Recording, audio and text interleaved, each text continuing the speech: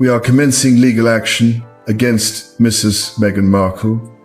Her televised allegations, particularly the Oprah interview, have inflicted undue harm upon the royal family. An apology no longer suffices.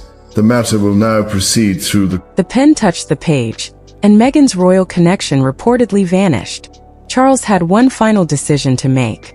He signed, "No ceremony," no warning, no public explanation, but that single signature reportedly triggered a chain reaction involving Meghan, Harry, William, and the king himself. And then came the question Harry reportedly wanted answered. Was this really Charles's decision, or had someone convinced him to go further? What happened next turned a royal dispute into a family crisis. Moments later, Charles reportedly remained alone with the final page in front of him. The room was quiet, and for several seconds he simply looked at the document. The wording had been discussed, revised, and debated, but now there was nothing left to change. The decision was sitting directly in front of him, waiting for one final action. According to the story, the order would remove Meghan's remaining formal royal privileges and palace recognition. It went further than her earlier decision to step away from working royal duties. This was no longer simply about whether she would perform official engagements. It was about how her connection to the monarchy would be recognized from that moment forward. Charles reportedly studied the final page one more time before signing. There was no public announcement in that room. No cameras were present. No cheering supporters stood nearby. There was only the king, the document, and the weight of what the signature could mean for his family. Then the pen touched the page. Charles signed. The decree was complete. But the moment the signature was added, the argument did not disappear. If anything, the consequences were only beginning. Thousands of miles away, Meghan reportedly received the news in California. She opened the details and read them carefully, going back over the wording more than once. At first, the practical meaning was clear enough. Certain formal links to the royal institution would no longer remain available to her. But one part reportedly stood out more than the rest. She could no longer be formally presented through a royal connection at certain official settings. That detail mattered because public recognition had remained one of the last visible links between Meghan and the institution she had once represented. She was no longer a working member of the monarchy, but the connection itself had never completely disappeared from public discussion. Now, according to the story, even that line was being drawn more firmly. And there was something else Meghan wanted to understand. Who had pushed Charles towards such a strong decision? The answer was not immediately clear. Palace decisions of this level are rarely shaped by one person alone. Advisors discuss them. Senior officials examine the wording. Family members can express their concerns. And eventually, the monarch makes the final choice. But William had reportedly taken part in private discussions surrounding the issue. The prince had argued for a clearer separation between family relationships and royal authority. From his point of view, the problem was not simply about Meghan or Harry. It was about what the monarchy would look like in the future. One day, William would inherit the crown. That meant every unclear boundary left unresolved during his father's reign could eventually become his problem. William reportedly believed the palace needed a line that could not constantly be reopened through new arguments, requests, or exceptions. Harry, however, saw the situation differently. When he learned that William had reportedly been involved in the discussions, his suspicion became stronger. He already knew that his relationship with his brother had been deeply damaged by years of disagreements. Now he wondered whether William had helped convince their father to choose the strongest possible wording. To Harry, this was no longer simply a royal decision. It felt personal. And that is where the story became even more painful. For Meghan, the decision was connected to identity. She had once entered the royal family believing that her place within the institution would define an important part of her future. She had carried out public duties, appeared beside senior royals, and lived under intense attention. Even after stepping away, the royal connection remained part of how the public understood her. Now that connection was reportedly being reduced even further. For Harry, the issue went deeper. He had already experienced years of tension with his family. If Charles had truly chosen this path, Harry had to confront a painful question. Had his father finally chosen the crown over his own son? And for Charles, the decision carried another kind of burden. He was not simply acting as Harry's father, he was acting as king. That distinction had become impossible to ignore. Later, Meghan reportedly sat with Harry and looked at the decree summary on her phone. She had already understood what the decision meant in practical terms, but the emotional impact was harder to process. She turned toward him. "Did your father make this decision himself?" Harry did not answer immediately. The silence lasted only a moment, but Meghan noticed it. Charles had signed the document. That much was certain within the story. But Harry understood that a decision of this scale would almost certainly have involved discussions before the final page reached the king. Advisors may have offered recommendations. Senior palace figures may have debated the wording. And William had reportedly been involved in private conversations. Harry knew enough to understand that his father's signature was the final step, not necessarily the beginning of the decision. Meghan watched his expression carefully. Then she understood what his hesitation meant to her. She did not need another explanation. The question had been answered without Harry saying a word. Back in London, Charles reportedly faced another difficult conversation. Camilla was said to have asked about Harry's reaction, and whether the decision might create an even greater distance between father and son. Charles knew that was possible. In fact, it may have been one of the hardest parts of the decision for him. He reportedly understood that Harry could see the decree as another rejection. From a son's perspective, the difference between a royal order and a personal decision could feel almost meaningless. But Charles believed there was a distinction. The king's argument, according to the story, was that the decree was not meant to erase Harry's family or Meghan's private place within it. Instead, it was meant to define who could officially represent the monarchy and who could not. That distinction was important to Charles. He wanted the institutional boundary to be clear without pretending that family relationships could simply be erased by a signature. Camilla reportedly asked him the question he may have been trying not to face. Did he fear losing Harry for good? Charles admitted that the possibility hurt. Whatever disagreements existed, Harry was still his son. But the king reportedly refused to reverse the decision. For Charles, changing course immediately would mean reopening the same uncertainty that had led to the decree in the first place. He believed that if the monarchy constantly changed its position whenever emotions became overwhelming, the boundary would never truly exist. That was the difficult balance he believed he had to maintain. A father wanted to protect his relationship with his son. A king wanted to protect the institution he had sworn to serve. And in that moment, those two responsibilities appeared to be pulling him in opposite directions. Meanwhile, Meghan was left with a different question. If the royal connection she had spent years defending was now being formally limited, what would she do next? Would she fight the decision? Would Harry challenge his father? Would William become even more involved? Or would this finally be the moment when Meghan stopped trying to hold on to a connection the palace was determined to redefine? For the first time, the answer was no longer obvious.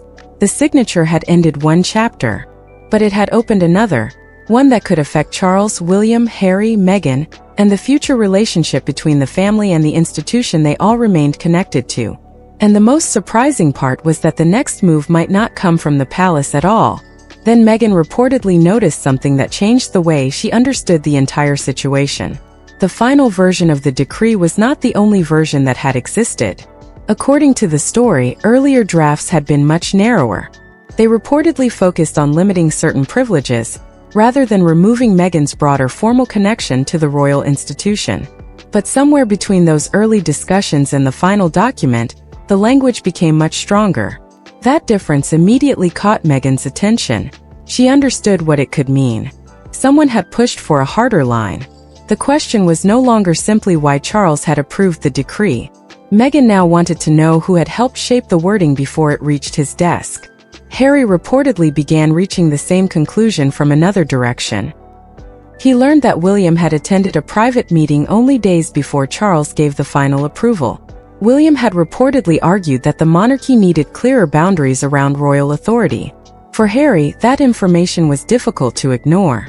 He already knew that his relationship with William had changed dramatically over the years.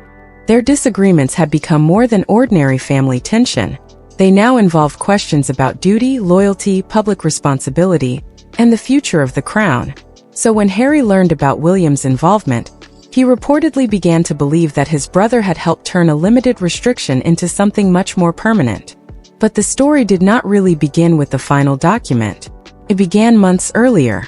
A dispute surrounding a Commonwealth reception reportedly became the moment when the situation started moving toward a breaking point. At first, the disagreement appeared relatively small. There was a request, then came a refusal, and finally a tense telephone conversation. But what made the dispute important was not just what was said. It was what the argument revealed about the deeper problem between Meghan and the palace. Meghan was no longer a working royal. Yet her history with the monarchy remained impossible to separate from her public identity. She had married into the royal family. She had represented the crown at official events. She had stood beside senior members of the institution. And even after stepping away from active royal duties, her connection to the family continued to attract public attention. The palace, meanwhile, reportedly wanted to make a clear distinction. There was a difference between being related to the royal family and officially representing the crown. On paper, that difference seemed easy to explain. In reality, it created endless questions. How should Meghan be introduced? What royal connection could still be acknowledged? Which events could include her? What titles or descriptions were appropriate? And most importantly, who had the authority to decide? Every new situation seemed to create another disagreement. Charles reportedly understood the problem, but he was reluctant to choose the strongest possible solution. He knew that a permanent restriction could make his relationship with Harry even more difficult. The king was not only thinking about palace rules, he was thinking about his son. William, however, reportedly viewed the issue from a different position. He believed uncertainty itself was becoming a threat. From his perspective, every compromise created another exception. Every exception created another argument. And every argument made the boundary between private family life and official royal authority even harder to define. William therefore reportedly urged his father to create a line that could not be repeatedly challenged. Charles did not immediately agree. He was said to have resisted the strongest recommendations because he understood the personal cost. Then came the Commonwealth reception dispute. According to the story, a palace announcement connected to a charitable event did not include the formal royal styling Meghan expected to accompany her involvement. Her representatives reportedly challenged the wording. What began as a disagreement over a description soon became something much larger. A tense conversation followed with a senior palace official. Meghan reportedly argued that the institution could not treat her royal connection as valid when it was useful, then remove that connection when it became inconvenient. Her message was reportedly controlled but firm. She was not simply arguing over a few words in a palace announcement. She was questioning who had the right to define her place in relation to the monarchy. The details of that conversation eventually reached Charles. The following morning, the king reportedly received a written account of what had happened. He read it carefully. Then he stopped. One sentence reportedly caught his attention. Charles went back and read it again. He picked up a pencil, marked the line, folded the page, and passed it toward an advisor nearby. Then came the words that, according to the story, changed everything. Then we need a rule that cannot be challenged again. Whether those exact words were ever spoken cannot be independently confirmed, but within the story, they marked the moment Charles moved from hesitation toward action. The palace was no longer preparing another temporary compromise. Something more permanent was taking shape. William reportedly became aware that his father was now considering a much stronger boundary. Harry did not yet know how far the discussions had gone, and Meghan still believed that a direct conversation might change the king's mind. She was not prepared to allow such a major decision to move forward without confronting Charles herself, so she requested a private meeting. There were no cameras waiting outside. No reporters were present. No family members stood between them. No advisors could soften the conversation. For perhaps one of the final times, Meghan would sit directly across from the king and ask him why the conflict had reached this point. When she entered the room, she reportedly understood that this was no longer about headlines or public statements. It was personal. She wanted Charles to explain why years of disagreement had suddenly become grounds for a permanent separation between her and the institution she had once represented. Meghan reminded him that whatever had happened since leaving royal duties, She had once been part of the monarchy. She had married into the family. She had carried out official engagements. She had stood in front of the world representing an institution whose rules and expectations had shaped her life. To her, the proposed decree was not simply an administrative clarification. It felt like an attempt to draw one clean line through a complicated history. Charles listened. He did not interrupt. But Meghan quickly noticed that his expression remained firm. The king appeared to have already reached a point where another emotional appeal might not change his position. And then she realized something even more troubling. This meeting was not happening because Charles was still deciding what to do. It was happening because the decision may already have been made. The question now was whether Meghan could make him reconsider. She looked directly at him and asked why the palace needed to take such a permanent step. Charles reportedly explained that the issue was no longer about punishment. It was about clarity.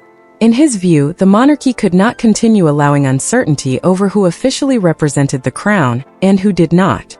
Family relationships could continue. Private bonds could remain. But institutional authority, he believed, had to have a clear boundary. Meghan listened carefully. Yet the more Charles explained, the more she understood that this was no longer simply a disagreement over wording.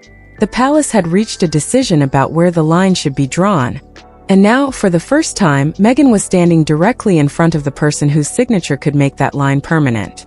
Meghan reminded Charles that she had married into the monarchy, represented it publicly, and endured its pressures. Removing her formal royal recognition, she argued, could not erase that history. Charles listened without interrupting, but his response was clear. He said the issue was no longer about punishment. His duty, he believed, was to prevent anyone outside active royal service from appearing to speak with crown authority. Then Meghan noticed something unsettling. Charles never said, "If the decree proceeds." He kept saying, "When the change takes effect." That was when she realized the decision may have already been made. Then she asked the question she had come to hear answered. Curious about William's role, Meghan asked Charles directly if his son had demanded the change. Charles refused to reveal private council discussions or name those behind the final wording. Meghan took his silence as an answer. She stood and asked him not to sign. Charles remained still, folded his hands over the draft, and finally said he believed the decision was necessary. Meghan left knowing she had failed. But the real confrontation was only beginning. Inside, William and Charles faced the question at the heart of the crisis. Should family loyalty outweigh clear royal authority? William's position was firm.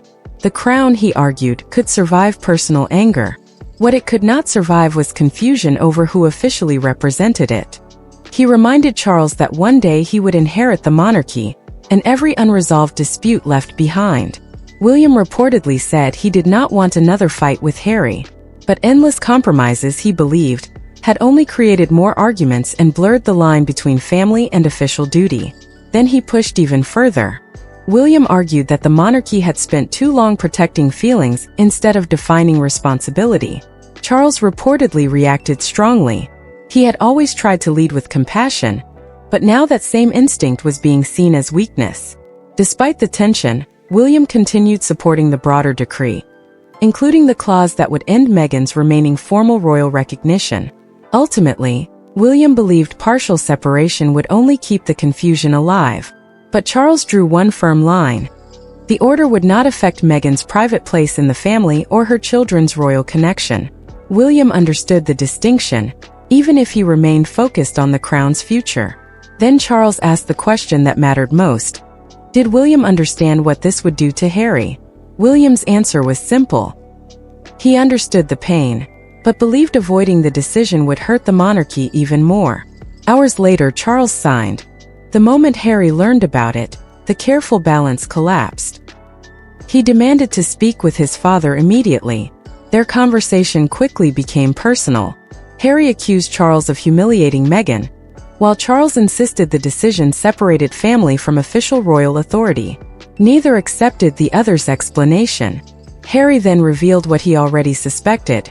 William had supported the stronger wording and helped turn the earlier proposal into something permanent. Charles warned him not to turn the decree into another fight between brothers. But Harry heard the refusal as confirmation. Meanwhile, Meghan studied the full summary and noticed something painful. Charles had protected her children's royal connection while removing her own formal recognition. That contrast hurt more than she expected. Eventually, Meghan felt the family connection remained through her children, while her own royal place had been formally closed. Harry ended the call and put his phone down.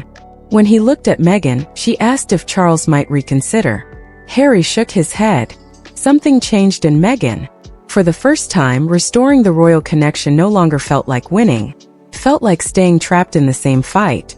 Then she made a surprising decision. Instead of challenging the decree, Meghan told Harry she would stop asking the monarchy to define her. If Charles had drawn the boundary, she would decide what came next. Harry expected lawyers, advisors, and a public response. But Meghan stopped him before he could make another call. Meghan chose not to fight the decree. No lawsuit, no negotiations, just a decision to move forward with Harry. When he asked, "Did Charles finally win?" she shook her head. By morning, the royal break dominated headlines, but Meghan stayed silent. Charles kept the crown's boundary, while Harry faced the painful distance from his father. Meghan lost formal royal recognition, but gained something the palace could never take away: the freedom to define her own future.